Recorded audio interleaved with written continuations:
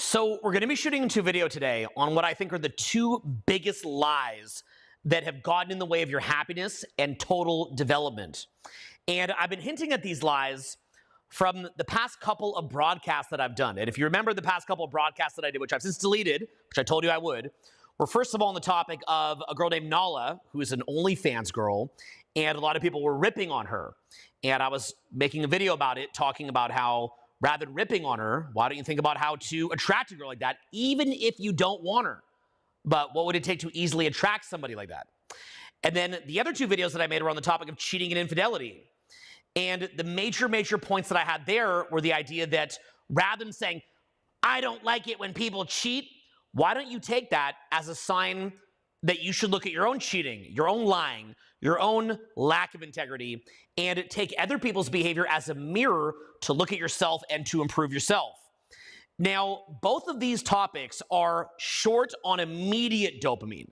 So if you want immediate dopamine, then a great way to get immediate dopamine would be to say, that person on OnlyFans sucks, or those people that cheat sucks. That's short-term dopamine. You get to say that you're better than other people, and you get a dopamine hit from it. You actually literally get a dopamine hit from this. It's like a small amount of cocaine. But to lower your dopamine would be to say, hey, well, you know what? There's some crazy wild OnlyFans girl. I still wouldn't really know how to date her. Or, you know, there's people who cheat, but maybe I do things that are wrong. And so that actually lowers your dopamine. But what happens is that it requires self-reflection. And so these are two of the biggest lies that you've been told, which is to judge other people and put them below yourself, and not to realize that other people's behavior is a mirror of your own behavior. Now, if you want to make a lot of money, you want to make millions and millions of dollars, you want to smash it socially, you want to be somebody who runs your own personal empire, you want to be somebody who's very happy, travels the world, does what you want to do, you're going to have to get off the drug of short-term dopamine, and you're going to have to get onto that long-term dopamine that comes from real self-reflection and a little bit of self-criticism from which you could improve, okay? So that is going to be the topic of today's video. We're going to go very deep on this. It has some of its roots in the Bible.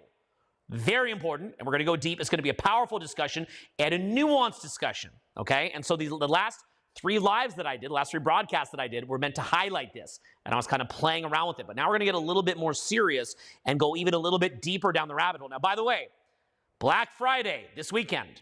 Black Friday, Cyber Monday. And so people have been saying to me, Owen, what can you do? Can you cut me a great deal? If you love a great deal, you just want to get a crazy deal.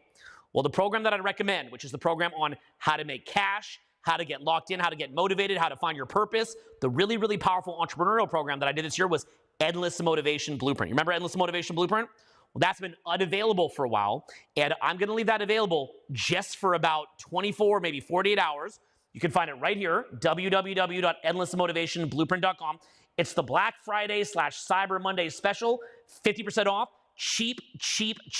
You want to get my best entrepreneurial program? Hop inside Endless Motivation Blueprint. That's to celebrate this Black Friday weekend. That's sort of a trend that we've adopted in society, which is to give an incredible deal. So if you'd like my best entrepreneurial concepts of how to get locked in and make some cash, get inside endlessmotivationblueprint.com. Hop over there right now. You get an incredible deal, and I think you're going to enjoy it a lot. And I have a feeling that it'll be something that gets you an incredible return on investment. So see inside there. If you want something for Black Friday, you know, the kind of person that likes to wait for a deal, that would be the best one that you could do. Okay, so enjoy Black Friday. I'll see you inside there as well. And in the meantime, let's crack into today's video. Okay, so I've just come back from actually teaching I was in Dallas and Houston and Austin. I did a bunch of free events out there. What a powerful experience. I actually went to New Mexico first, and in New Mexico, I had my family out there. We did Carlsbad Cavern, we did Chaco Canyon, and we did Santa Fe. I was shooting some videos out there for a really cool backlog that I have coming out in the future. And then I did an incredible tour of Texas. What an incredible experience. I was actually so blasted since then that I've been wanting to do a live broadcast. My voice has been pretty blasted. And so I've had time to reflect on those lives that really popped off. Those lives went really big for the channel, and people went crazy with them. Like I said, I warned you I'd be deleting them, okay? I meant it, so they're deleted now. But they were really huge for us, and people went crazy over it. What it was me basically doing was breaking down a couple different videos. Now, just to remind you, the videos were me critiquing a lot of people that were ripping on an OnlyFans model, and then the videos were me critiquing you for blaming other people for cheating, when in fact you're doing a lot of cheating as well, okay? And these were nuanced videos. And the major thing that I want to show you here is the way in which these low-level discussions distract you from greater glory, okay? So I want you to sort of put yourself into my shoes. I'm sitting here, I've been teaching personal growth for over 20 years. So that means, you know, if you've been studying personal growth for a year or 2 years, I hope that you've made your first money from it. I hope that you've had your an improved relationship life or dating life from it. I hope that you've done better from studying personal growth. I'm sure that you have. Usually in your first couple of years, you make a nice little chunk of money. You wind up forming relationships with better people. Maybe you do some trips. Maybe you get a little bit healthier. That's common in your first 2 or 3 years in personal growth. You'll get results pretty quickly. You get some result from it. Now, I want you to imagine that you're sitting there. I'm sitting here at age 44. So I've got maybe, 15 and a half years left until I'm 60 years old. And imagine that you've been running seminars and in-field trainings and, making videos about this and studying it and reading everything about it and going to seminars. I've been to practically every seminar that you could think of. I've spent years just teaching and learning and doing this, okay?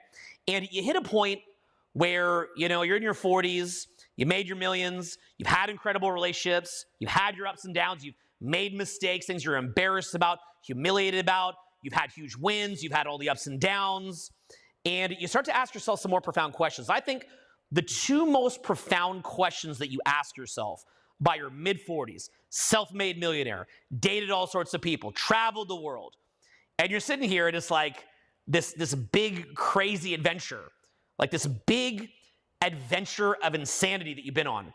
And you say to yourself, what does this all mean?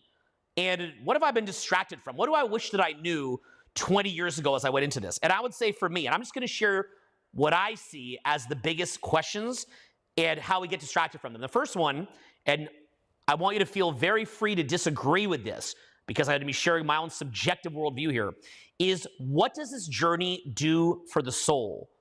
What does God think about this journey? And I'm not saying that I have direct communication or a phone line with God or anything crazy like that. I'm not one of those gurus.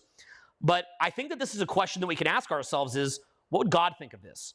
Or what is this journey meant for the cultivation of our soul? What does this all meant? What was all this? And you've got to start to drill down on this. Once you've made your millions, once you've had the most amazing relationships, once you've done all this crazy stuff, you traveled, eaten the best restaurants, hung out with the celebrities, lived in the best place, like, you're just like, it's like you're coming out of a dream. Like, it's like some weird dream. And you're like, what'd I do? Like, what was this? And likewise, the other question that I think you start to ask yourself is, what would it mean for humanity to have an awakening? What ancient wisdom have we lost?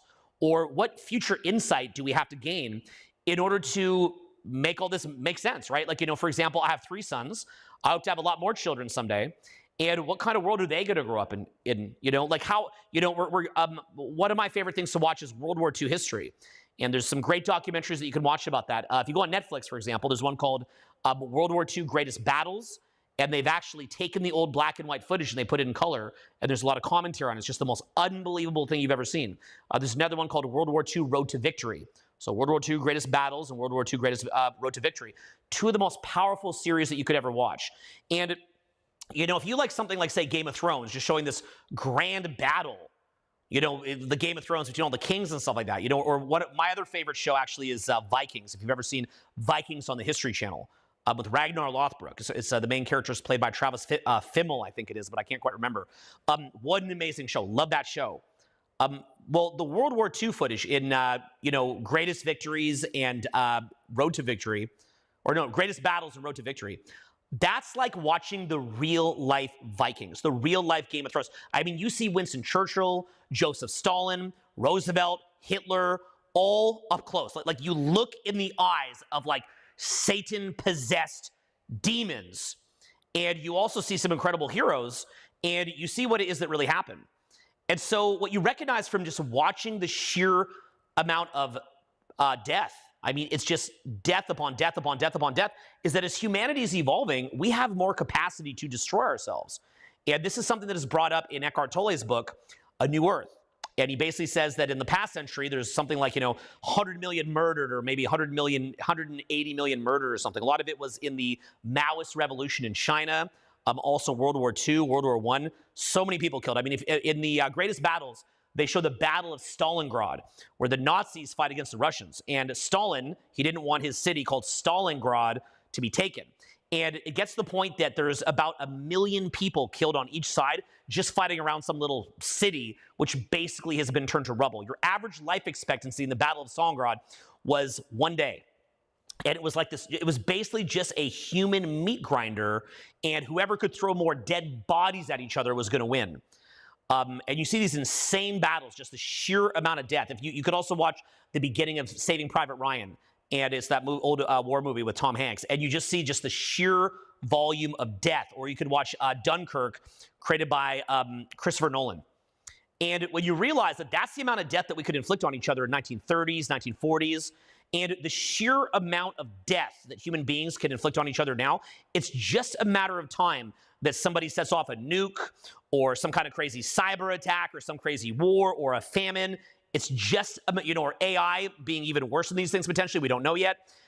It's really just a matter of time.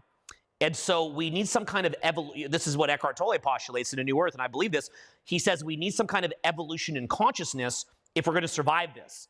Elon Musk has attacked this question by, trying to get us to Mars. I think that's a useful backup. But if you think about it, Earth itself, while we do need to have a backup planet if we can get one, obviously Elon's doing great things, Earth itself is far, like the most nasty part of Earth is still orders of magnitude more livable than Mars. So we want to keep this place good, okay? There's also another powerful movie called Ad Astra. And what happens is that Brad Pitt's father goes all the way out to the edge of the solar system to find out if there's other life beyond the solar system. And it turns out that there is no life past the solar system. And the lesson is we have to value what we have on Earth. So what you see in my view with questions like, what do you think of this OnlyFans model? Or what do you think of cheating? Is that these are actual distractions or lies that distract us from the greater questions of life and why we're actually here, okay? Now, I'm saying this within a context that I expect you to make your millions. I expect you to crush it in your dating life. I expect you to have amazing social life. I expect you to live where you want to live. I expect you to travel where you want to travel. I expect you to be healthy, okay? You have all the tools to do that. That is the bare minimum. That's not a goal, okay? Making a couple $1,000,000 is not a goal. It's a foundation. I know that sounds crazy. What do you mean that's not a goal? That's a foundation.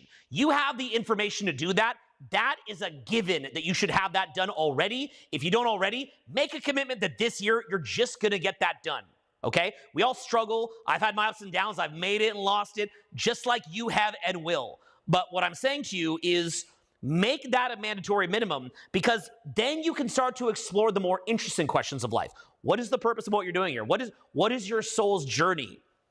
What does it mean to create a new form of consciousness so that the world doesn't get blown up?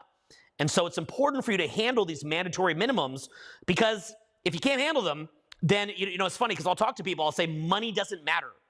And they say, oh, so I don't need to make money then? No, I say that means you need your first couple $1,000,000 because it's that easy, okay? It's that easy to get it.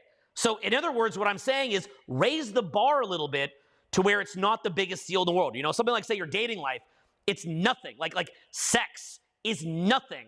But you should be at the point where it's not a big deal to meet somebody. You should be able to go out and meet people easily. You have the information to do it, right? So in a weird way, by making money or dating or things like that as this big goal, in some ways it's distancing you from it by making it sound like it's hard.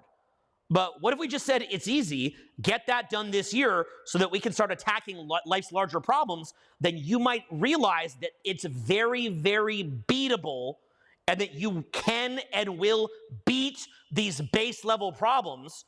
And then from there, we can begin to start having real conversations. So in many ways, these are distractions from what is actually the single most important thing, which is the health of your soul and the health of humanity beyond your time on this earth. So that is what I want to lead into a little bit right here, okay? So a little bit interesting topic, and I want to show you the way that you're lied to and the way that you're distracted. Okay, now, the way I want to put this to you, I'm going to give you kind of a weird example. Okay, so let's look at the concept of distraction. So I'm going to look at conservative media. Okay, so conservatives are people that are more freedom-oriented, and there's conservative media with people like, say, Ben Shapiro or Jordan Peterson. Now, if you look at what's discussed in conservatism, in mainstream, what you call retail conservatism, typically it's topics like, are there more than one gender, or sorry, more than two genders? And so they'll kind of circle on that. Are there more than two genders? Or Jordan Peterson will have taglines like, clean your room.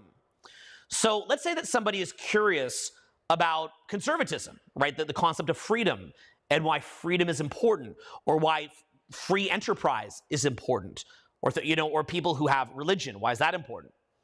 And so they look that up, and they look at retail conservatism, and then they see this giant debate about whether or not there's two genders. Okay, that's interesting, right? Are there two genders? And so what happens is, let's look at what's actually happening here. Let's look at the distraction of this. Everybody in the world knows that biologically there is basically two genders. This is the most obvious truism in the world.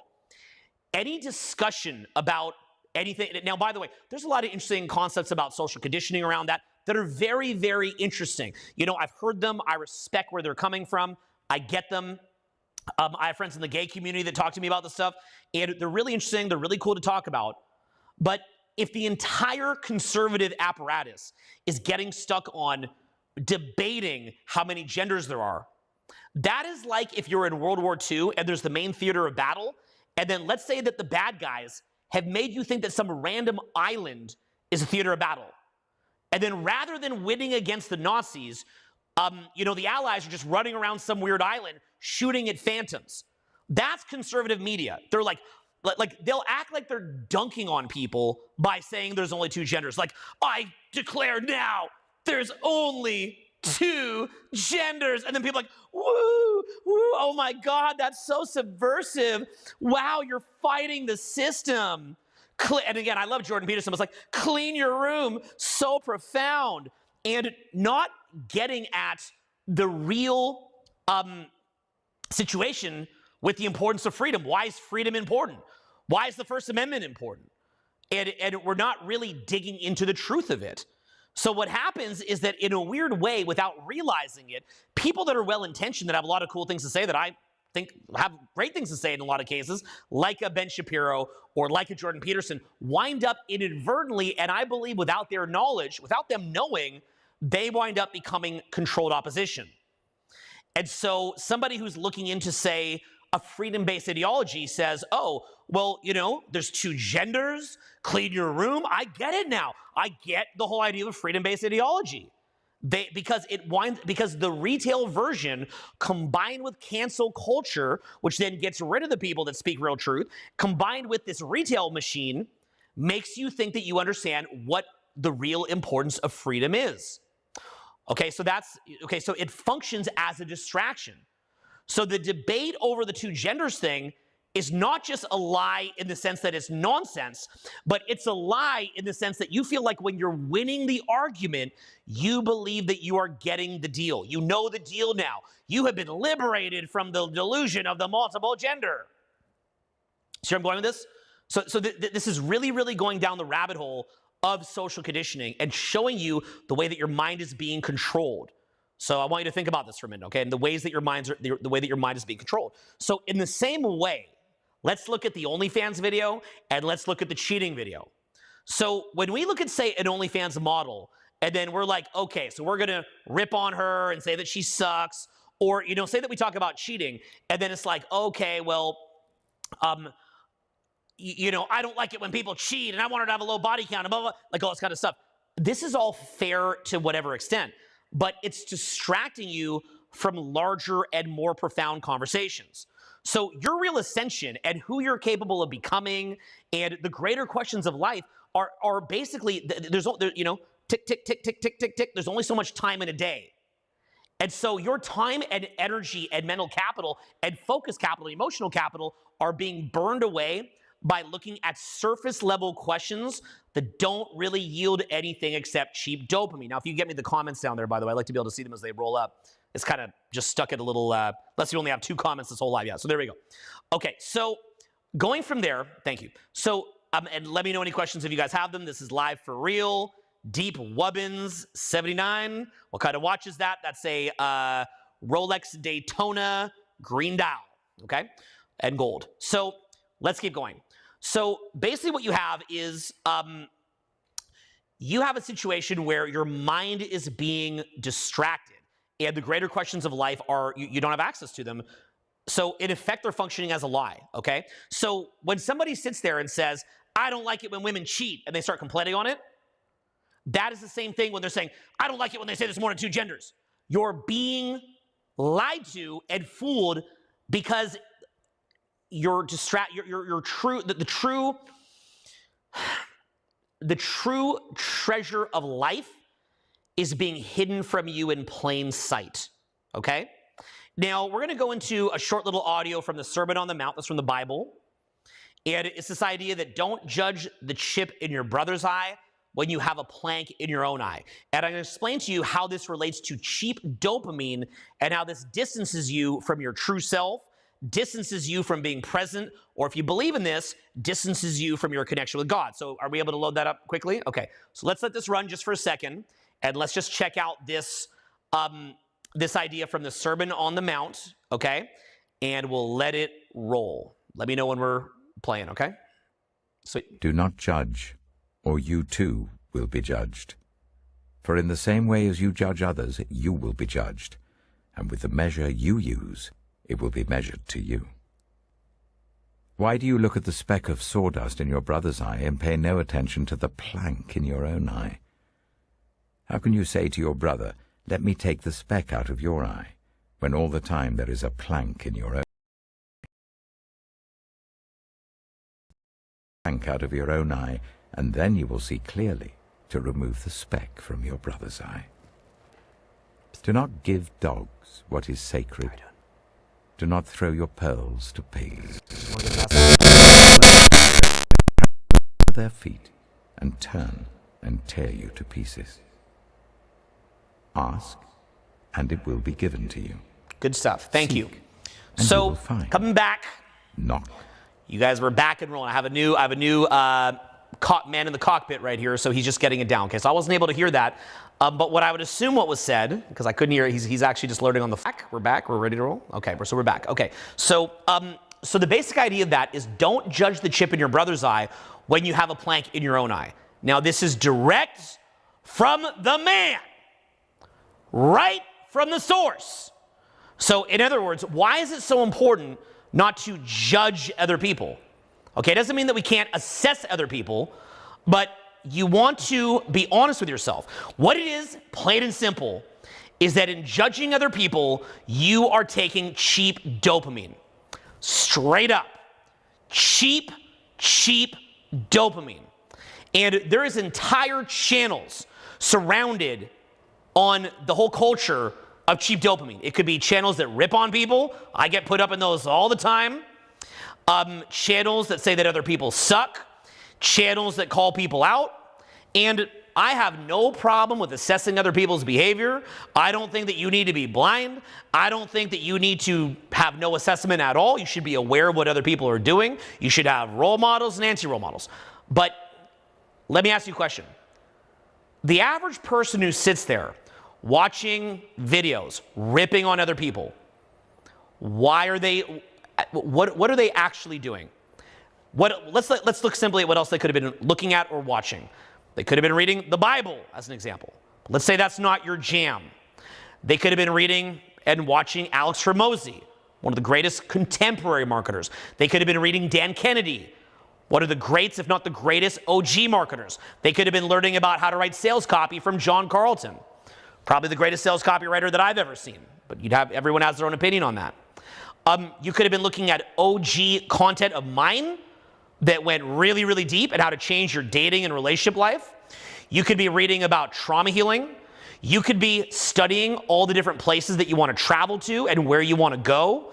You could be learning how high-level people move and roll. You could be looking up houses that you want to move into to motivate yourself. You could have been studying health and nutrition. You could have been bettering yourself. So all of those topics are topics that are a little bit dry. You don't get, you read Dan Kennedy and you learn about business from him, you're probably getting a dopamine drop. Look, I've done over $100 million in sales in my life. And when I read about marketing from Dan Kennedy, I feel like an idiot. He's that much better than me. Okay, he's a men amongst boys.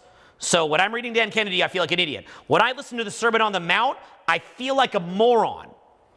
And this would sound a little bit extreme, but in the same way that I cried when I watched that video with Hugh Jackman, the one, what was the Hugh Jackman one that we just saw last time? It was the it's not Tree of Life. It's, anyway, whatever it was, right? But that really, really brought me to tears when I watched that. The Hugh it's, see if you can get me the title of that if you don't mind, okay? I don't think it's the Tree of Life, but just grab me the Hugh Jackman. Just type in Hugh Jackman Tree of Life. We'll get the actual name of the movie. But anyway, that really brought me to tears. That's a very, very powerful thing to watch because it showed me where I'm wrong. The Fountain, thank you. So it showed me, like if we play that now, I'll probably start crying again because it shows me where I'm wrong. And you'll notice that I can watch that movie and I can be brought to tears because I allow it to permeate. I allow it to show me where I'm wrong. I allow it to school me. So if you saw that video before I deleted it, where I played a little bit of The Fountain and it brought me to tears, both in how frankly touching it is and how heartfelt it is, but also in me looking at my mistakes and where I've been wrong. Believe it or not, that is a very, very frequent reaction that I have. It's very frequent that I'm looking up the most powerful content in the world and it moves me to tears because I can see, it's really two levels. One is that I just see how ignorant and dumb I've been in the process of my journey. It's more pragmatic. It's like, man, just think of all the millions I've left on the table. Cried over the money. But it's not that so much. That's not what brings me to tears. It's deeper than that. And this is very, very subtle what I'm going to explain to you. And this is something that could change your life. It is the purging of what you might call in woo-woo terms, the low vibration energy that has had me in a trance. It's had me in a trance. So, in the same way that people that, look at an OnlyFans model and then rip on her to get cheap dopamine, they're in a trance. They're in a cheap dopamine trance. So they say, I don't like it when people cheat. Not looking at the chip they're looking at the chip in their brother's eye when they have a plank in their own eye.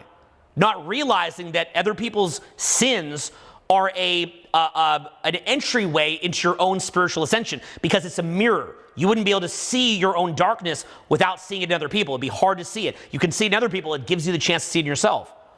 Well, it's basically the low vibe energy has you in a trance. It's why you watch this stuff. It's why you take the cheap dopamine. When I watched that movie, The Fountain, it reminds me of how, women who I've dated in my life, and I'm not talking about a specific woman, but just women that I've dated, have really tried to give me a beautiful gift. And, the point that I was making there was that we as men, we sort of shape and create the reality. We're always building and hustling and grinding, and we're creating the reality. And what women do is they live within that reality that we've created. They live within our frame mentally, and they live within the actual, success that we've had and what we built, and the energy and the emotions and the vibe that we built. And we're so geared up for sort of a dissatisfaction with the present that we can't access the present moment the way that a woman can. And that's why women get, like being state pumped, and they like, wearing, little fairy outfits if they happen to be in that, or be a princess, when they're young, and they put little cute plants everywhere and crystals, and they laugh and they dance, right? I could never dance the way a woman dances. I could never enjoy the moment in that way that a woman could. I'm battle hardened. I'm seasoned. I'm a grizzled veteran. It's hard for me to access that. And women, the beautiful thing that they offer us is the ability to really access that. And in order to match the energy of a woman like that, you have to allow yourself to enter into that beautiful reality with her, but as a man. And it's a little bit different than that, how they enter into it. You're not necessarily, running around a fairy outfit, although it could be kind of funny. But you're allowing yourself to move into that beautiful reality. And, when I watch the movie The Fountain, it shows me where I've failed to do that, right? Because there's these beautiful scenes of Hugh Jackman's wife, and she's dying. And Hugh Jackman, he's obsessed with saving her, but she knows that she's going to die. And so he spends her last days of her dying of cancer, rather than playing with her in the snow, he just sits there trying to save her. And you know, when I watch that, it will bring me to tears, because I see not only my own failure and my own incompetence and how I could have, you know, impacted, you know, people that I was with in a way that wasn't as positive as it could have been.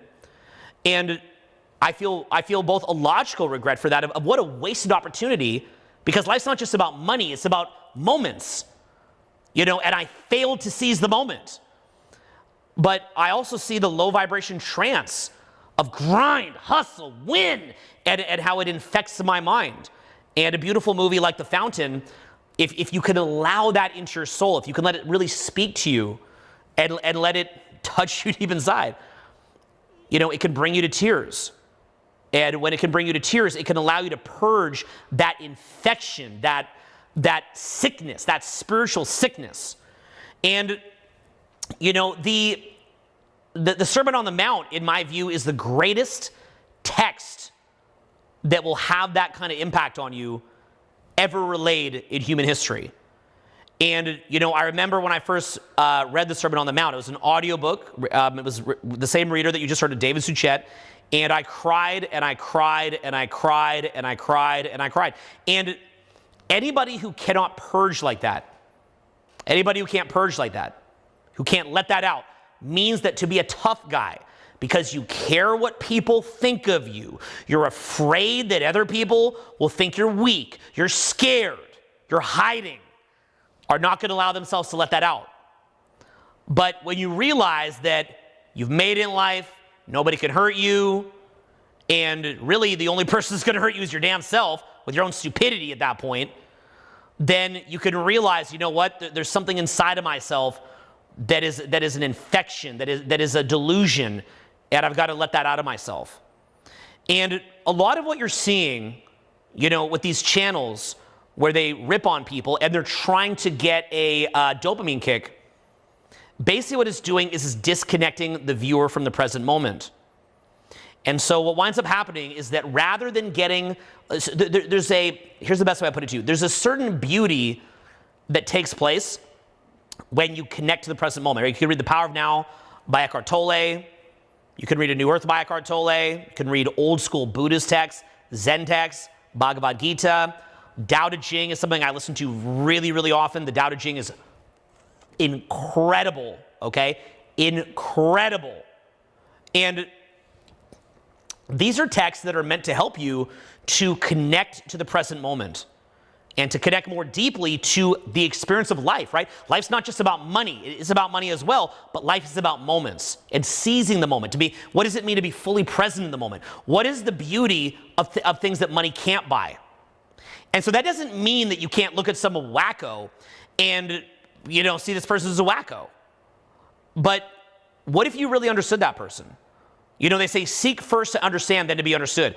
You know, so let me ask you a question. When I say, that person sucks, ha ha ha, what a loser, versus, what would it mean to understand them? It doesn't mean that everything's permissible, like some crazy murderer runs around. We go, well, you know, they're traumatized, just let them kill everyone. I'm not saying that. But what would it mean to see somebody in a state of darkness? Or maybe even to see somebody who's not doing anything wrong and you just saw an out of context clip of them.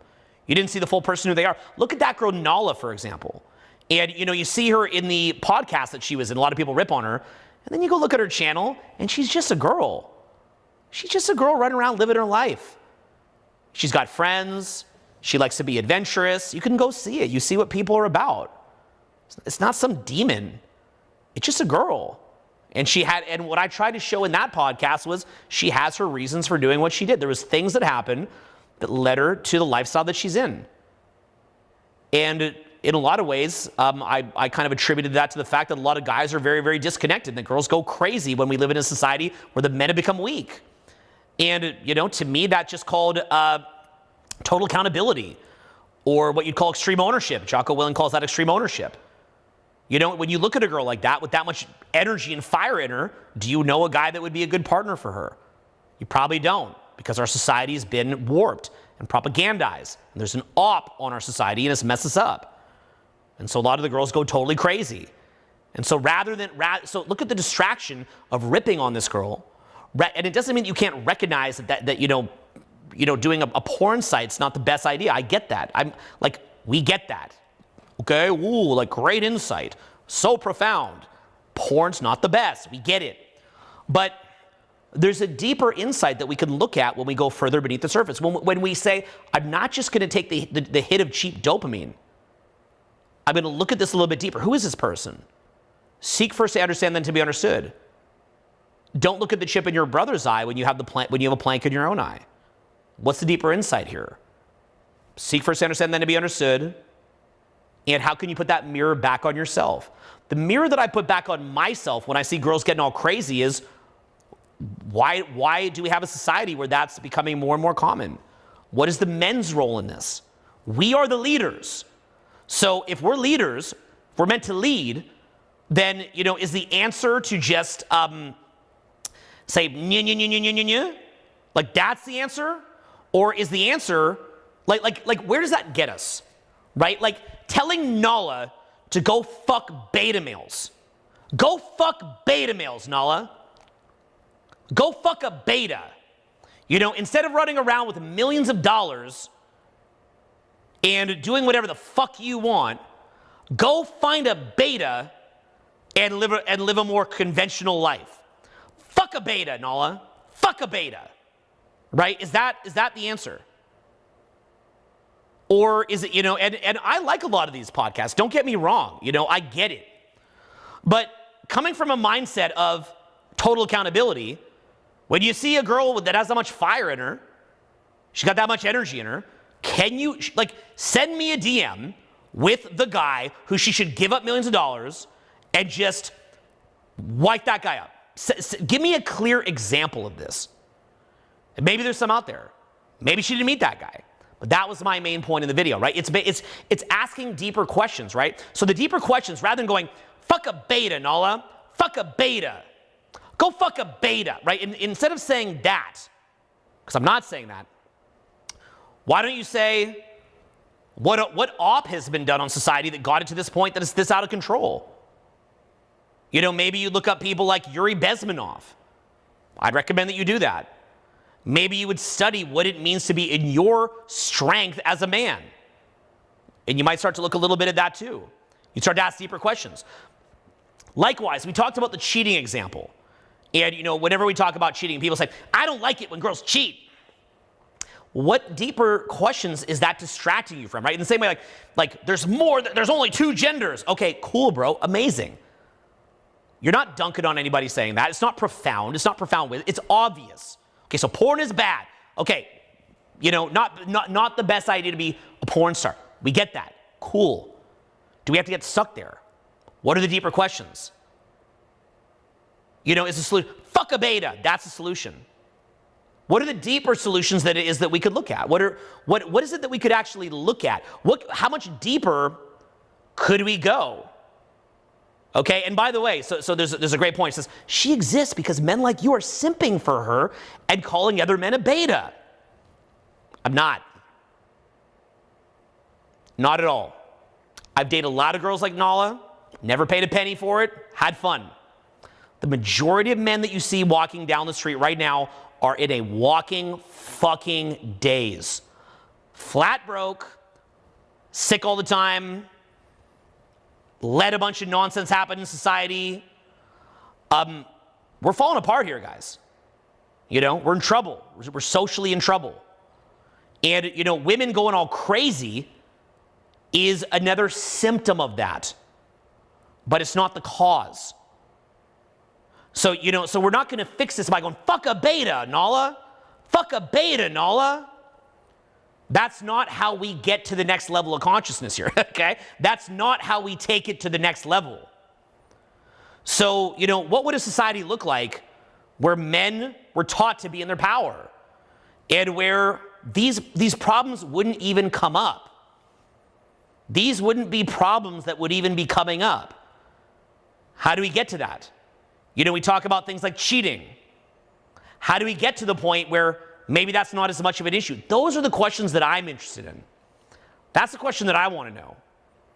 So something like, say, cheating, okay? Something like cheating.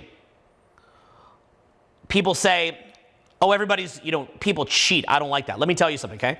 There's so many more layers. Let me show you some more interesting questions when it comes to something like cheating. So people talk about cheating, and the main question that the main topic that they tend to say is like, I don't like that. I don't like it. Well, bigger question I'd have for you is, are you even going to catch it? You don't like it, okay. You going to catch it? Like, are you even in control of finding out about that? Your partner could cheat on you within 3 minutes.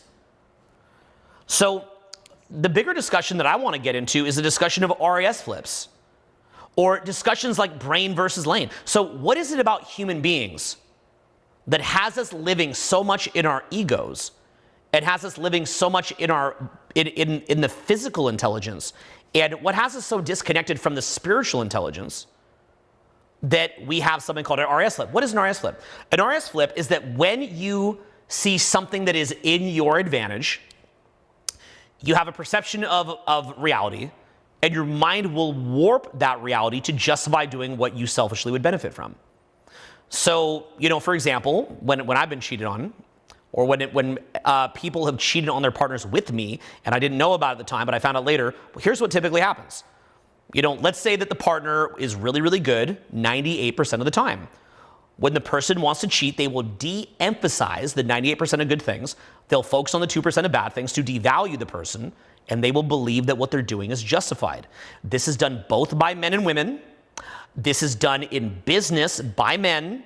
Men will steal from you in business the same way that a girl might cheat on you in a relationship using an RAS flip. Now, there's deeper levels to things like RAS flips. There's also things like what I call the brain versus lane concept. Your brain has to believe that there's a positive outcome or a lane if you do the right thing.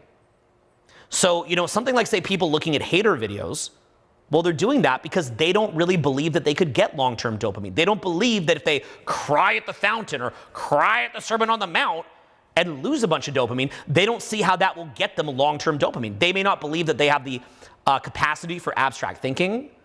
They may think that they lack the depth to really learn something from it. They may not believe that they have the ability to execute from it.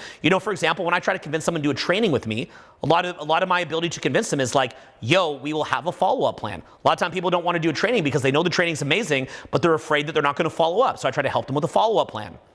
If I can show them, hey, no, there's a lane here, they do the training. That's a big part of persuasion, by the way. Well, in the same way, a lot of the time people cheat because they don't see a lane in them not cheating. They don't see the lane there. You, as their partner, perhaps have not provided a lane for that. I've been cheated on when, someone who I'm with doesn't believe that I'm going to stay with them long term. And they have a fear that I'm not sincere in when I'm saying that I'm really in it. And they felt that way. And, in retrospect, when I look at it, I can see how they could have felt that way, and it can make sense. It's not how I felt, but I could see how they felt that way. It makes sense. It makes complete sense.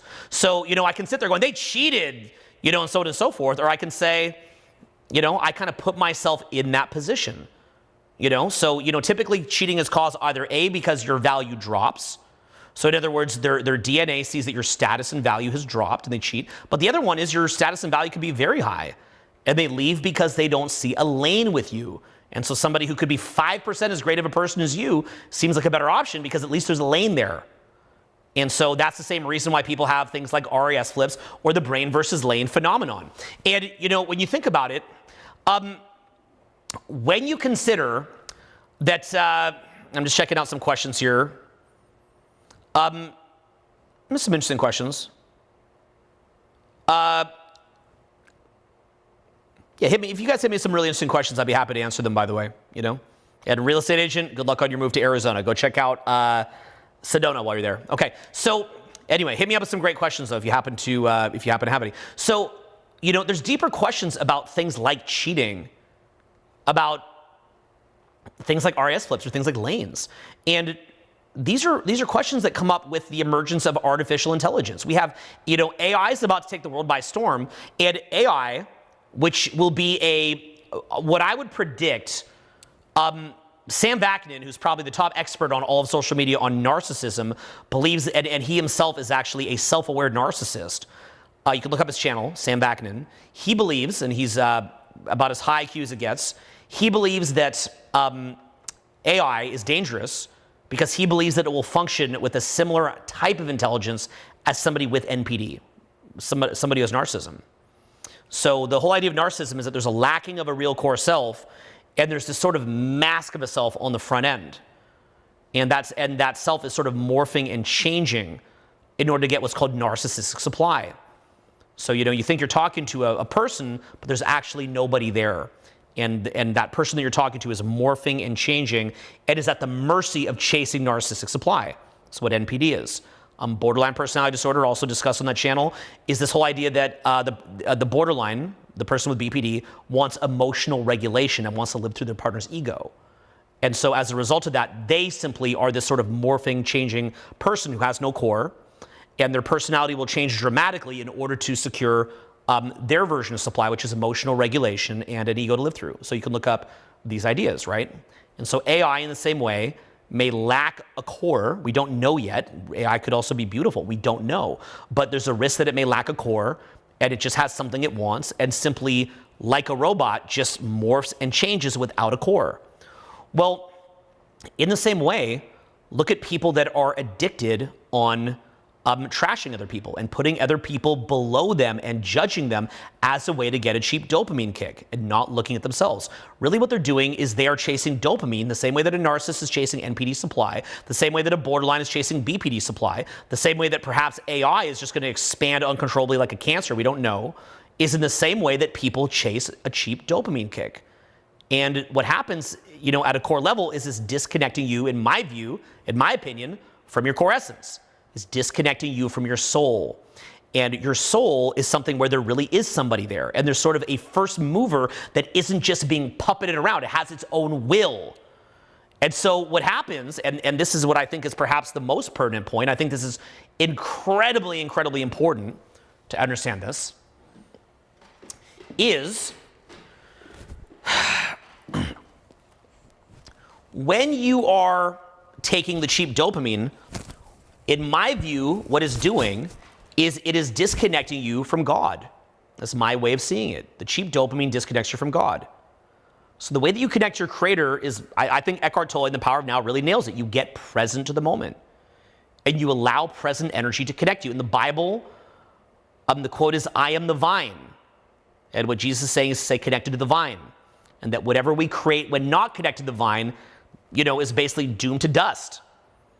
And whatever we create out of non-presence has, and this is a very subtle topic, and I could go a lot deeper on it, but I'll just sort of gloss over it here. So if you're not convinced, that's okay, because I'm kind of glossing over it. But, what we do from non-presence has sort of a karmic debt to it. And whatever is created from non-presence typically crumbles at some point. And a great part of our life experience is to see that when we are not present, and when we're not connected to the vine, we just create a bunch of things that die off. And we wind up connecting our core essence into these things, and it dies off. The cheap dopamine dies off.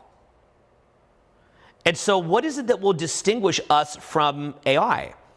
And what kind of a question is that, right? Because we have a competitor coming, guys. You remember Game of Thrones, the White Walkers?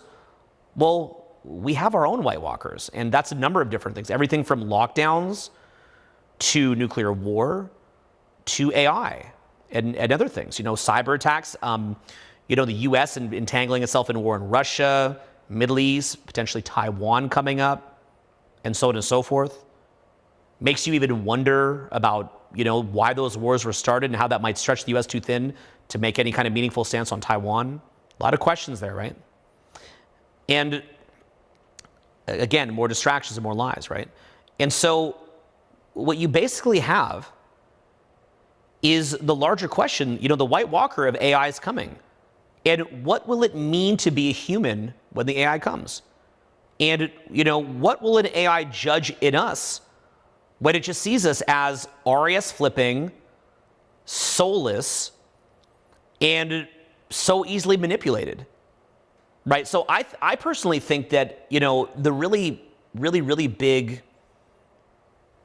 move to the future is to look at what is of greater depth in a human being.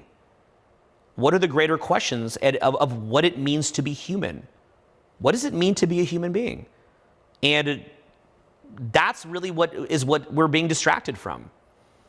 And so, remember I said earlier that, after making all the millions and doing all this crazy stuff, what's left at the end of it? You say to yourself, what have you become inside through this process? Who are you at your core through this process of personal growth? How did it affect you at the level of your soul? And how do we create a new consciousness? And what does that look like? What does a human awakening project look like? We talk about all these problems, but we're just dealing with the symptoms. Because, girls going all crazy on OnlyFans, or human beings being derpers or betas. Well, what's the deeper question, right? We can keep saying, don't do this, don't do that, you're bad this, you're bad that, okay. All that you're doing is trying to get the person to have an RAS flip within their suppressed consciousness. You're saying you're in a suppressed state of consciousness, and I want you to have an RAS flip to rationalize what I want, because I'm going to apply pressure onto you. But the person isn't really changing. There's not really a significant change.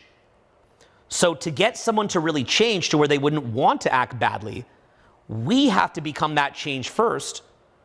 And then from there, we have to help create the awakening in other people so that they would naturally not want to go kill somebody.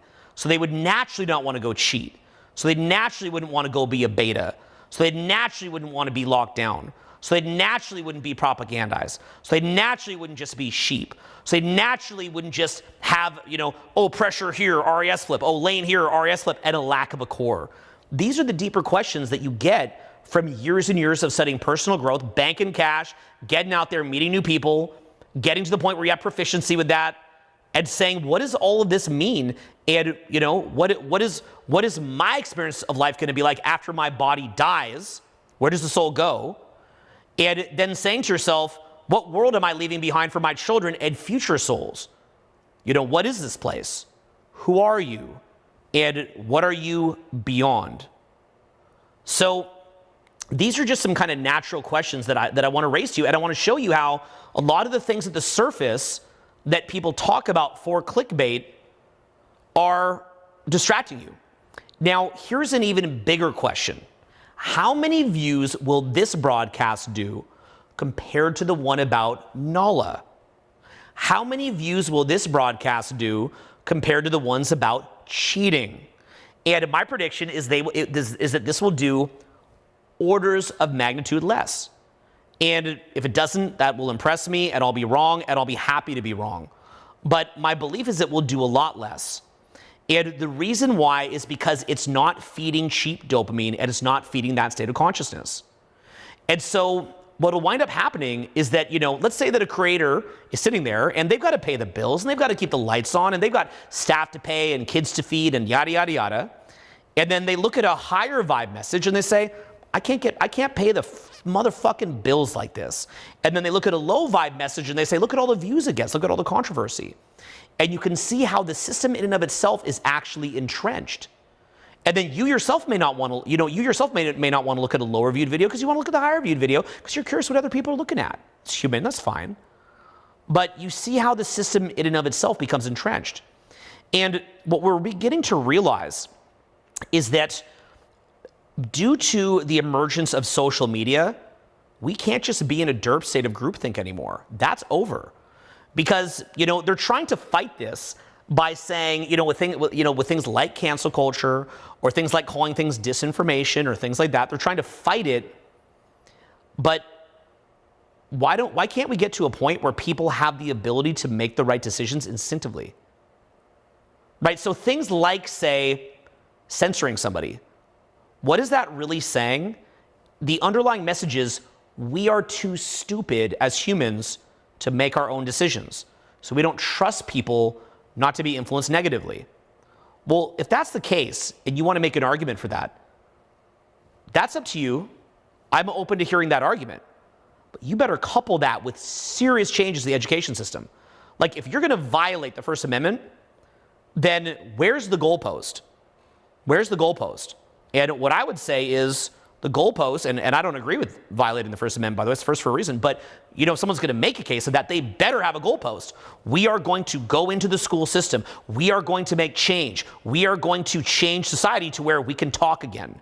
It can't just be, we can never talk again. Never again. Escalating, less talking. That's not the answer. The answer has to be, how do we move human beings into a different state of mind? How do we teach human beings to have better critical thinking? Are we doing that? Are we doing that in public school? Are we creating courses on raising the vibe? Are we doing courses on critical thinking? And so on and so forth. Somebody who's connected, you know, as they would say in the Bible, to the vine, somebody who is in their spiritual consciousness is not going to run around hating anybody. There is nobody who's connected to their spirit who is a racist. There's nobody who's connected to their spirit who is a sexist. There's nobody who's connected to their spirit who is a homophobe. There's nobody connected to their spirit that wants to harm people or kill people. If you're connected to your spirit, you see that spirit in others and you view others as yourself. And that's why you do unto others as you would want others to do unto you. You treat others as yourself. Okay? And if you were to read things like the Sermon on the Mount, then, you know, that goes very, very, very deep on this topic. And I'd recommend that you actually read that, you know, listen to the full Sermon on the Mount. Maybe my next video or coming up, I'll do a breakdown of how I interpret the Sermon on the Mount. I'm not an expert, but I could give you my interpretation of it. You know, so that's kind of something I'd like to share with you at some point. Let me see if there's any kind of questions that we have here. Let's scroll up a little bit. John, thank you. Let's see here. There's some interesting questions here.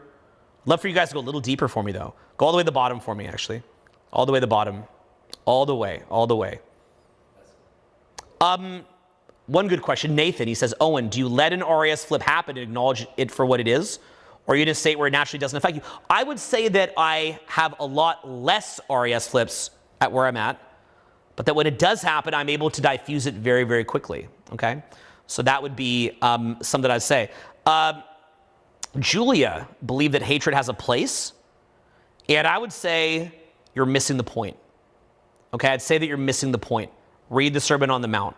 Doesn't mean that you have tolerance for horrific things, but it's the energy level that you're coming from, okay? Another question, can polyamory solve the issue? You know what? A lot of different ways to approach the issue, but it's still at the surface layer, okay? So there's just a lot of deeper questions that I'd love for you to think about, okay? How long into the live are we right now? It's 57 minutes. Cool. Could you like post that on the top for me so I can kind of monitor it and I just, you know, it'll up on the TV up there? I don't know if you can put it up there. If you can't, that's okay. I just like to see kind of how long we're going for. I go so much in the zone that I don't even, you know, I don't even know how long it's been sometimes or how many people are watching or what's going on. But anyway, okay, so another one. Okay, so another question here said, could you do a video debunking the red pill? It's not about debunking the red pill, right? And so let's look at, that's another powerful question. So one thing I've noticed in the community is that rather than adding to other teachers' ideas, people want to subtract from that teacher and say that the teacher sucks. So in other words, there's a lot of teachers who I just have a different opinion than on 5% of things. And overall, these are people who I like, people who I know in real life and admire, right? An example would be, say, Rollo Tomasi. So Rollo, who I really, really enjoy what he has to say, and we've met in person, he's very nice to me. You know, a tweak that I'd have for him, just as a tweak, it's not taking away from what he'd say, is hypergamy and the ills of hypergamy can also be seen in men surrounding things like money. And at its core is RAS flips. And it's the fact that people have RAS flips surrounding the topic of value. And so rather than saying I would debunk him, I don't want to debunk a guy who I think is cool. I don't want to debunk a guy who I think is trying to help, but I think it would be interesting to expand on what he's saying. And the expansion that I would make is beyond hypergamy, let's look at things like RAS flips. And then beyond RAS flips, let's look at what it means to save the fucking world. You know, right? That's what I'm saying is deeper. I'm saying more. I'm saying you're smart, you're capable, you've done great work. Let's do more. And that's his choice if he wants to engage with that or not, because people probably think I could do more. It doesn't mean I have to take every bit of, I've got to do more if everyone tells me to. You see what I'm saying? So it's not about debunking the red pill. It's about saying to yourself, well, what are some areas that it could get better, right? Like a lot of people look at my stuff and they have some kind of, they'll have something they don't like about my stuff. And I'm like, why don't you just give me a call on the phone and tell me about it? Like, I'm not some weird person who can't take critical feedback. I love critical feedback. Show me what I'm not seeing. What am I not seeing? What am I not getting? I'm approachable, right? You remember in 2014 when they gave a hard time to Julian? And I thought to myself, if you guys only knew us, like, you don't need to light us up in the media, just come talk to us. If you don't like some of what we're teaching, tell us why. We're open-minded. We want to hear feedback. We're not impossible to reach. We're not on some crazy rampage where we're not going to stop. It's like we like feedback. And if that feedback happens to have a larger bad agenda to it, then we're not going to take it. But if the feedback is in good faith, then we will take it, and we're very open-minded. So I'm personally open-minded to any kind of good faith feedback. I'm not open-minded to people who just are haters because they want a cheap dopamine kick, which is probably about 80% of feedback. But there is that 20% of core feedback where people really want to help. They're like, I see you're trying, I see you're busting your ass, and I want to help you to help even more, right? So that's that's what I try to do, is I try to come to people from a position of good faith, and I try to come to people with a position of adding to what they're doing, not subtracting from what they're doing. Now, you obviously get a lot more dopamine by like, look at this person, they suck, and I have the right kung fu. But I think an even better level is if you want to make those millions of dollars, if you want to be somebody who has the relationships you want, if you want to be somebody that travels the world, you want to be somebody who's very tapped in, you want to be somebody who's very happy, I think the whole concept of seek first to understand, then to be understood is a lot more powerful than they suck. And there's definitely people who act so horrible that all that you can kind of say is they suck, like I referenced in the World War II documentary. But I think more powerful is at least not to default to that, and to default to seek first to understand and then to be understood. And so that was what I was leading into, is the greatest lies, the greatest distractions basically comes from cheap dopamine. And I want to leave you with this, okay? I want to leave you with this. This is really, really powerful, what I'm going to leave you with. I personally have a belief, and this is just my opinion, and I'm going to share it with you, and I don't want you to believe me out of hand. I want you to use your critical thinking, and I want you to marinate on this for at least 5 or 10 days. Okay, marinate on this for at least 5 or 10 days. I believe that when we take the cheap dopamine hit, that we are no longer connected to God's light. And what happens is we get a cheap dopamine hit from it, but we become lightly demonic. And when you see people who take that cheap dopamine hit, they often have kind of a laugh that resembles some kind of demonoid. And they have a darkness in the eyes. And a lot of them, you can see, have a sort of a fake confidence that actually is very, very, very strong and powerful. So what I believe is that when we take cheap dopamine by just saying, fuck them, I'm better than them, rather than saying, don't judge the chip in your brother's eye when you have a plank in your own eye, the kind of confidence that you get from gradually over several decades pulling the plank out of your own eye, okay, the kind of confidence that you get is harder earned. Like, I could argue that me at 44 may have less confidence than, having worked on this for decades. I may have less confidence than one of those like kind of hater mentality people has if they've only been doing that for 5 years. Because it's kind of like, they would sort of allude to in Star Wars, light side of the Force, dark side of the Force. That's kind of how I see it. I think it's actually a powerful metaphor there, even though it's just a movie. And the metaphor is that what happens is that to stabilize what they call the light side of the Force, it takes time. It's not this immediate power, but it doesn't have this pendulum of sort of a negative karma attached to it. And, in Illuminati circles, they read books like the Kabbalion, and they talk about things like the pendulum. And when they do a lot of evil activities, they actually believe in the pendulum, but they believe that through an evil ritual that they could avoid the swing back of the pendulum. That's where you see a lot of some of these disgusting rituals done in the Illuminati. So they believe in this coming from pure, unadulterated evil. Okay, and you can look that stuff up and get the exact, I'm not an expert in that, okay, but you can look that stuff up. And what you'll see is because I've actually known people who were into that stuff, and what you'll see is this incredible confidence coming from them attached to a deep, deep, dark possession. And again, I'm not asking you to believe me. I'm asking you just to play with this. But what you'll see is that they have cut themselves off from God. Again, don't believe me. Just play with this for a week or two. Said 5 days, but I really think a week or two. And play with this. And notice how they gain a confidence where they have eyes like a shark. Psychopaths have this. Sociopaths have this. There's a certain type of laugh. There's a certain type of look, a certain type of demeanor, a certain type of thing that they resonate with. And what happens is that they're tapping into something dark. And that's why in the Bible it says, don't judge the chip in your brother's eye when you have a plank in your own eye, you hypocrite. It takes longer to pull the plank out of your own eye. Years. But the result of that is a deeply rooted confidence, not rooted in something that has a pendulum swing back, and not something that steals your soul. And what happened, and the reason why that is, in my view, is, and this is just my personal opinion, I'm not telling you how to think, I'm giving you my opinion, my take, subjectively, and how I experience things, is that when you see the soul, the light of God in other people, and you see that in yourself, and you see that you're struggling and that you do things that are wrong, and that they're struggling and they do things that are wrong, that doesn't mean you have to tolerate them going and doing something horrible. Sometimes you have to stop people from that. But the point is that when you can see that in them, that is what awakens your spirit at a core level. That's what allows you to teleport even within your own body, in your own space, into your higher consciousness. And it allows you to gradually build a deeply rooted confidence from your soul. It's a very, very different kind of confidence. And even if you don't believe in all that or are not a fan of the Bible, you can still get the gist of what it is that I'm saying. You could be an atheist and still take the gist of what it is that I'm saying. And from that standpoint comes huge amounts of creativity.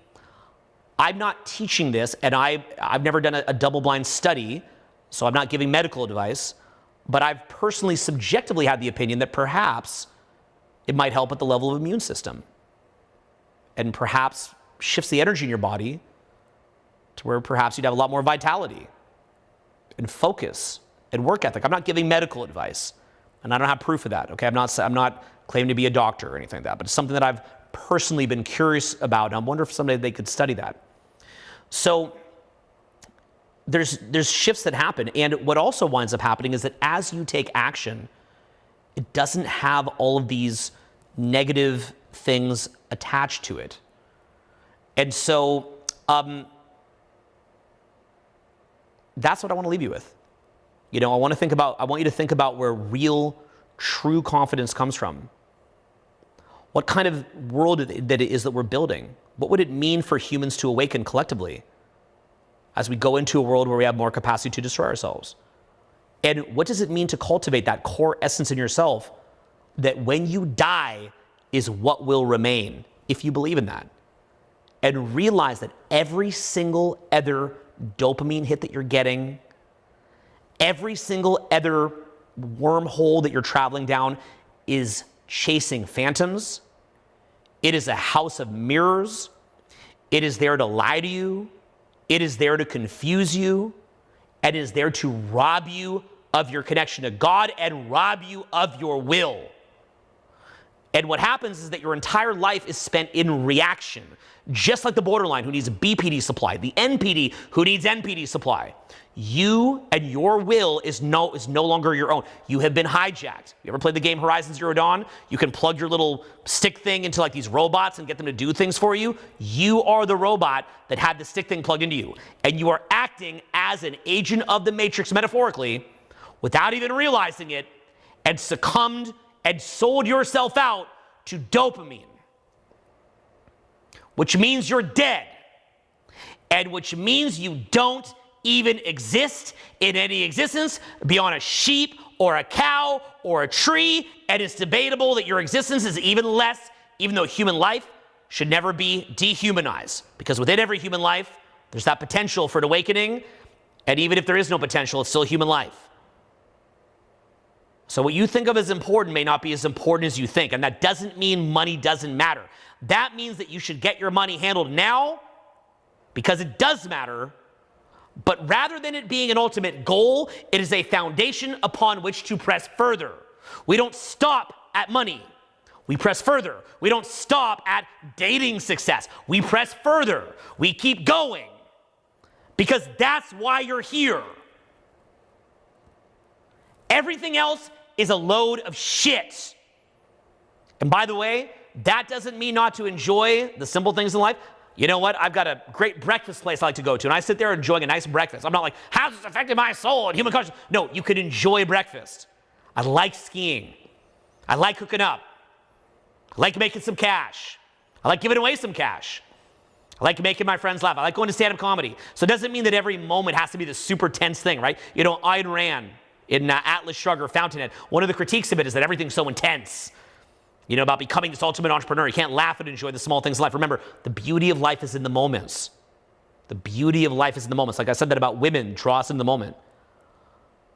So while working, while crushing it socially, while becoming more healthy, while advancing, while expanding in the material world, how do you also truly get the juice out of the moment? How do you also truly lean into that next level of your legacy? And while you're doing this, how do you truly cultivate the expansion and ascension of your soul? And just like how is there two genders is a distraction, the greatest lies are truths. The greatest lies are truths. And they can be worth looking at for a bit, but don't think you're dunking on anybody because you point out that there's only a guy and a girl. You didn't dunk on anybody. You made $1 million, you didn't dunk on anybody. You got a date, you didn't dunk on anybody. You know, you watch a hater video, you said a girl on OnlyFans sucks. You're not dunking on anybody. Okay? Oh, I watch, I don't like cheating, you know, I'll dump him. You're not dunking on anybody. These things are just little truisms that you're making a whole movement around. Like discussion and all this flurry of activity over things that should be a basic level summit that we've already climbed to. We've climbed there. We're at that summit. Okay, there's a guy and a girl. Duh. Shooting porn is not the healthiest lifestyle. Duh. Now do we go fuck betas and just sit there going, let's just talk all day how you should fuck betas? That's the ultimate solution to life? There's bigger problems. We don't have time for this. What does it mean to really win? So what is the real win? And what I would say to you is, there's some funny comments here. And Greg's joking, but dunking on OnlyFans girls makes you feel powerful. He's clowning. But the point is, yeah, he's just clowning. Or another guy said, Jordan Peterson arguing about trans all day isn't helping clean up the world.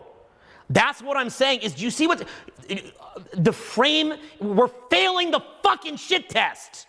That's what you're not seeing. We're failing the fucking shit test. Okay? I like to be emphatic just for fun. Okay? Failing the shit test. Okay? Someone could make a meme out of it. So, we're failing the fucking shit test.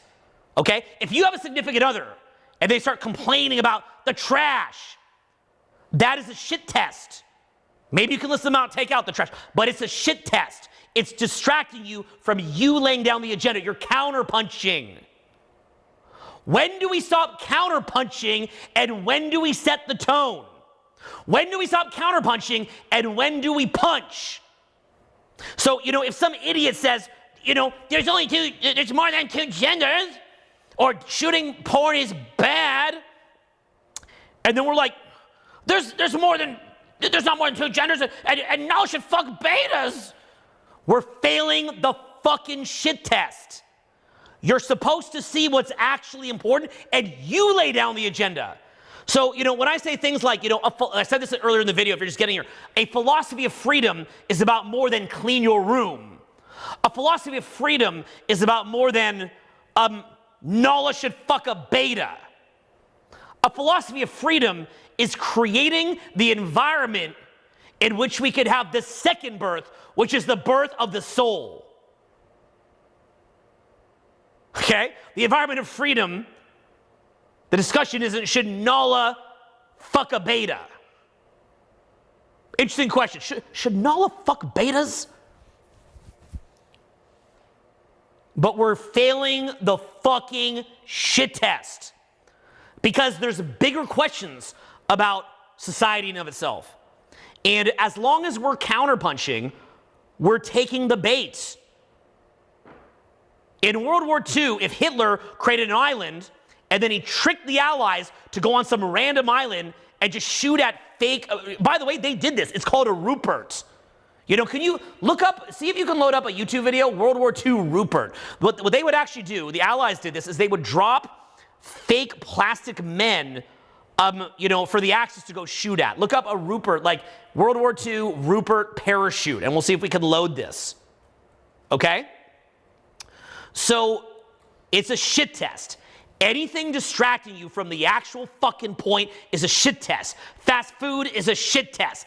Alcohol is a shit test. Weed is a shit test. Drama from your significant other is a shit test. Random podcasts and videos distracting you from the larger direction of your life is a shit test. Random social media clicking is a shit test. Okay, is there more than two genders? And you even address it. More than one simple answer, yes or no, is a shit test.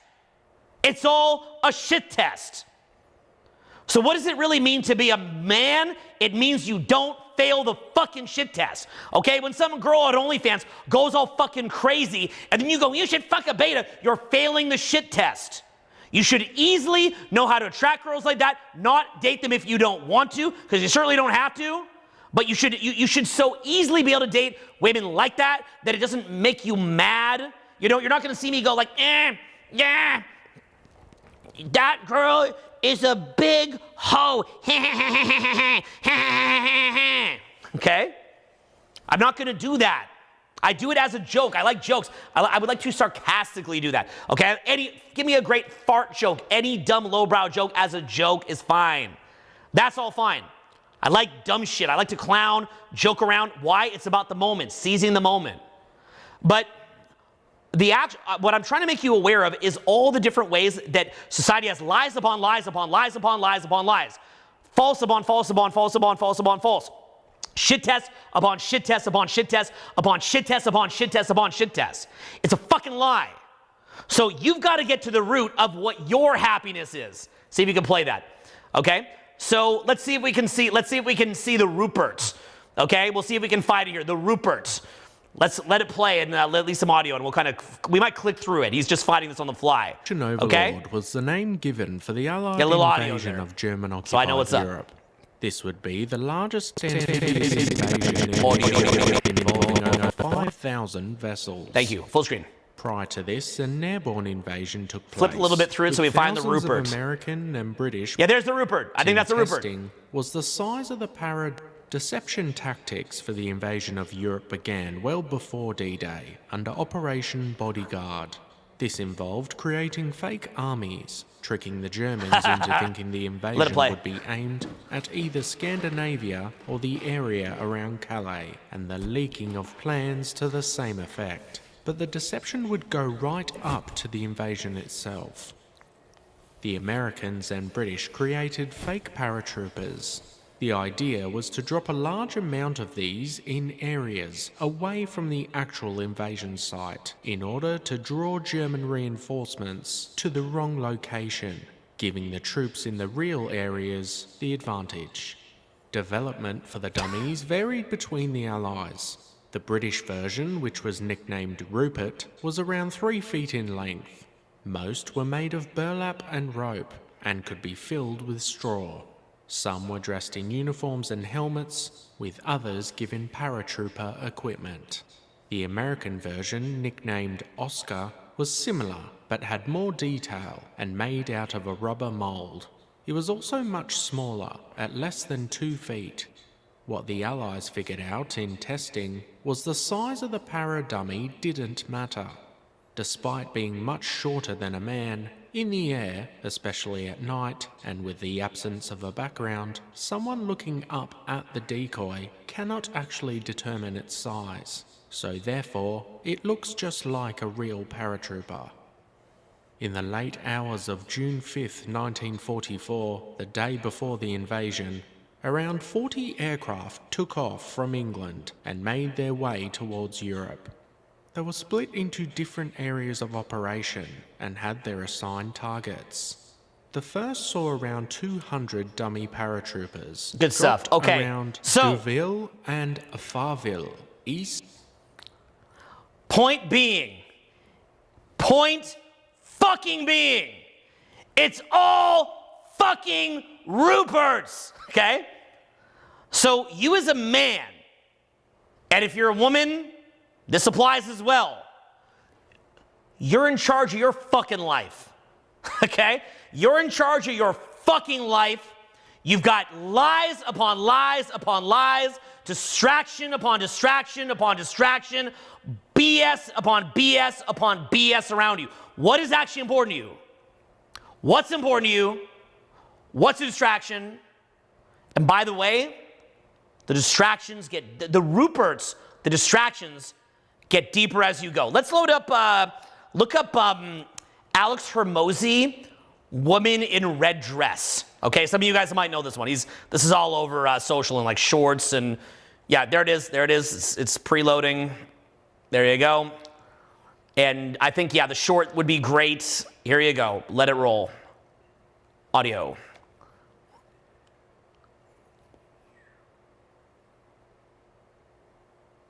It's not going to play. Let me know. Analogy I have? No. And audio, Okay, please. so this is like one of my favorite analogies.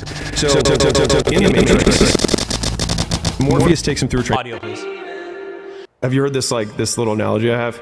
No. Okay, so this is like one of my favorite analogies. So in the Matrix, Morpheus takes him through a training program to teach him one thing about agents. And so they're walking down the street and there's all these people going, and he says, "Were you listening to me or were you looking at the woman in the red dress?" And he says, "Look again." He looks back, and the woman in the red dress who walked by is an agent putting a gun in his head.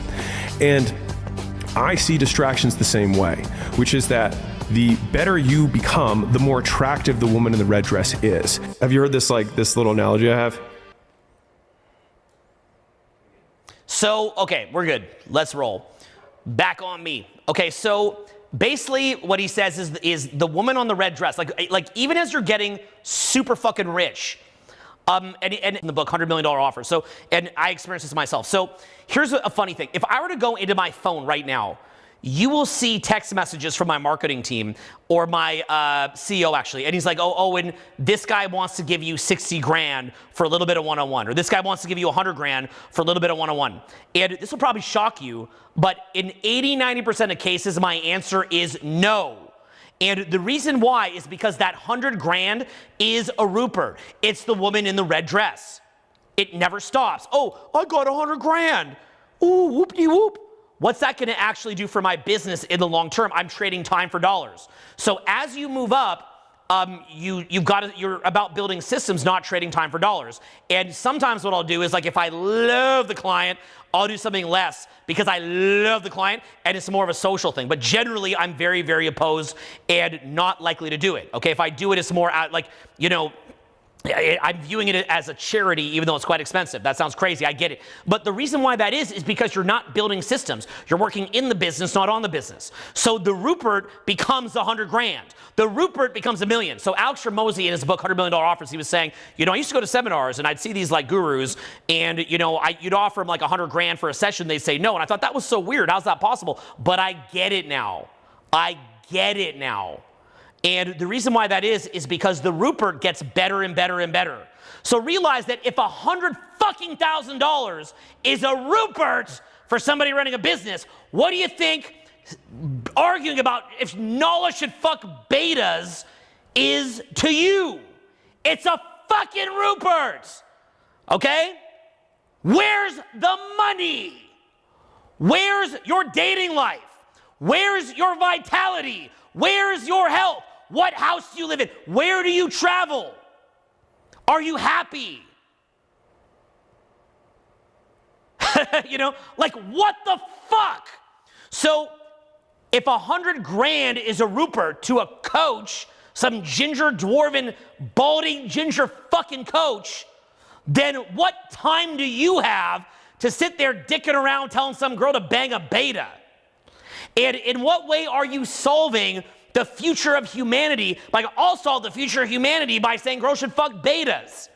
You're not going to solve it at that level. With AI coming, with nuclear bombs, watch the movie Oppenheimer, amazing.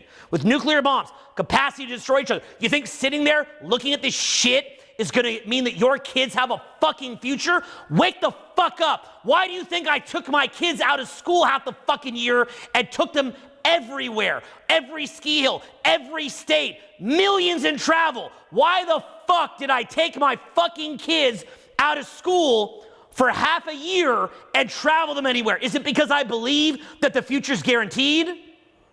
Why did I stop growing my social media presence? Notice that all my videos get deleted lately, and I haven't really been growing my channel in 4 years, since 2020. What do I believe about our future? And why am I maybe hedging my bets by knocking down bucket list items now? Why am I maybe hedging my bets by getting involved in things outside of social media to try to help the fucking situation, and we're actually making great strides? What do you think I think? Who do I know in government, in high places, that could be giving me a little bit of insight on this? So if you're sitting there talking about Nulla banging the beta, looking at fucking Rupert's, looking at the woman in the red fucking dress, what the fuck future do you have? So it's all a fucking distraction. Now, let me break it down simple. I've made videos about this, and here's the videos that I've said.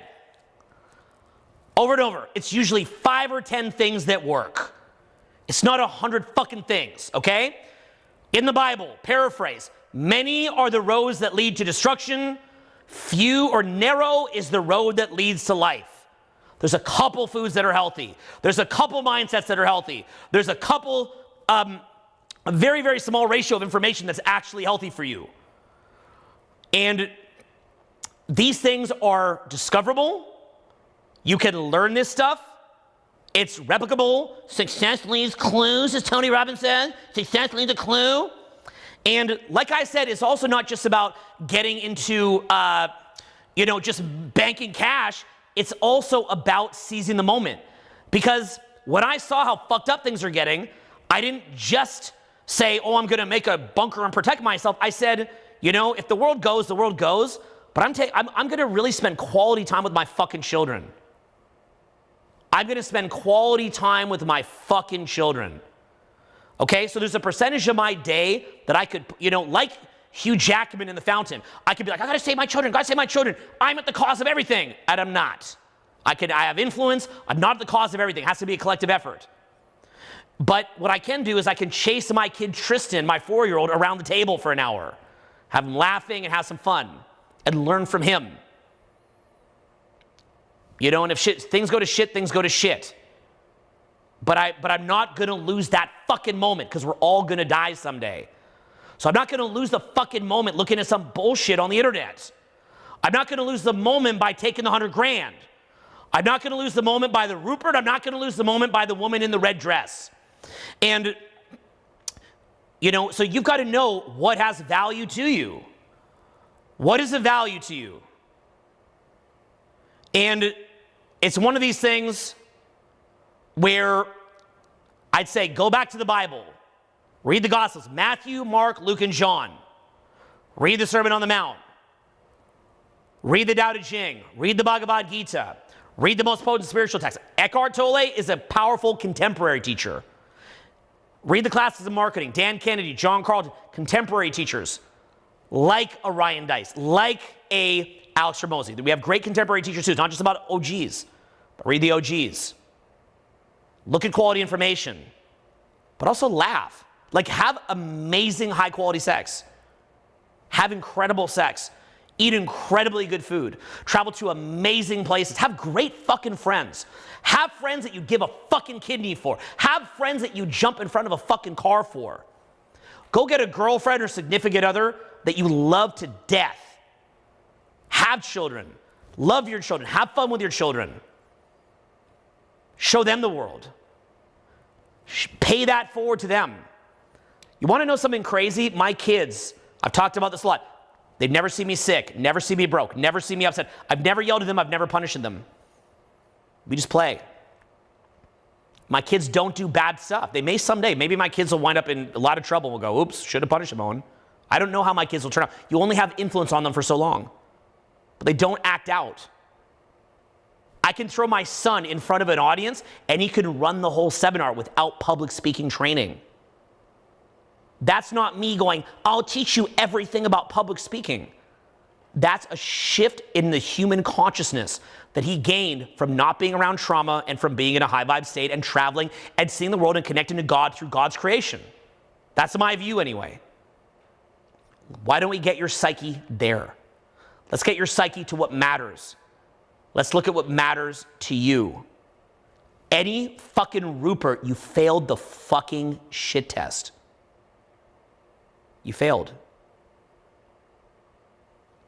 And you counterpunching means you failed. And let me leave you with this. This is so fucking insane what I'm going to tell you right now. As you move up the chain, the shit tests get more and more subtle. More and more subtle. The Ruperts get more and more subtle. As humanity evolves, the shit tests will become more and more subtle.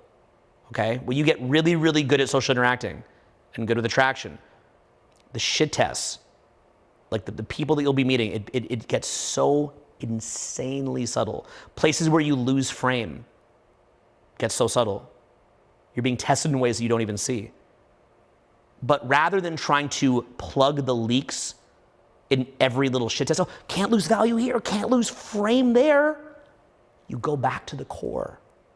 Go back inside yourself. You can't fix every fucking leak consciously. It's too much. The mind can't process all that. I can't teach Dylan every little public speaking technique. I can allow him to access the state of consciousness from which my son at 11 years old can run a public speaking event. In the same way, you can't learn every technique of social interaction.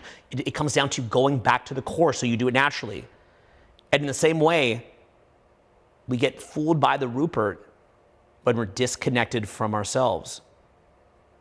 So don't just keep feeding and feeding and feeding a false self with bullshit. Nurture your core self, nurture your soul with beautiful, beautiful, beautiful influences, great habits, and live a prosperous life. When we say money doesn't matter, that doesn't mean not to become a millionaire. We say money doesn't matter because it should be a basic level foundation from which we keep going. So if you're newer, solve the more pragmatic problems. And what's going to happen is we'll see you at that summit, and you'll say, wow, I climbed this summit, and you'll say, this was just me getting started. This was like me learning how to play, softball, and as a kid, it was teaching me lessons for the real climb. The real climb is up there. The climb keeps going. And that, in my view, is where life gets really, really fucking interesting. So that is what I'm going to leave you with. Make sure that you take this message, absorb it. If you want to learn a lot more, great options. I'm doing probably my last year of a lot of free touring. Next free event, www.selfhelpfreetour.com. We'll post that on the screen. Los Angeles, next free event. Vegas, Las Vegas, in New Year's. Phoenix, Arizona. San Diego, San Francisco. We're going to be hitting up Orlando, Miami, over the summer, Portland, Seattle, Chicago, Honolulu, New York, DC, Philadelphia. I'm even going to do a little tour of the South, Atlanta, Charlotte, and Nashville. Get on those, www.selfhelpfreetour. I'll see you there. We're going to go crazy deep. A lot of how-to about this stuff. And likewise, if you want to catch this, you're probably seeing this in the future, the deal's long gone. But go to www.endlessmotivationblueprint.com. That's our Black Friday thing. You got to do something for Black Friday, right? Got to do something for Black Friday. It's part of our culture. Some crazy deal on Black Friday. That's the crazy deal. You want to learn about how to bank it? Get right in there. And promise me that whatever you do with this information is something fucking beautiful. That's what I'm here to share with you. I want to thank you very, very much for being here. I love you very, very much. I hope this made a difference. I hope it made an impact. And ultimately, the past 3 videos that I did on cheating and Nala was meant to lead you to the epiphanies that I wanted to give you here. I wanted to delve deep into some of these kind of cheap dopamine topics. Put the screen up at the top for me, please, if you could too, as we kind of wrap up. I wanted to go into some of these cheap dopamine topics. And from there, I want to show you what's really important in my view. This stuff's just subjective. You don't believe in God. You don't believe my views. That's fucking awesome because you're thinking for yourself. But I believe what I believe, and I'm here to share that with you, okay? And I don't hold back. Love you very much. Fucking crush it. Let's fucking go.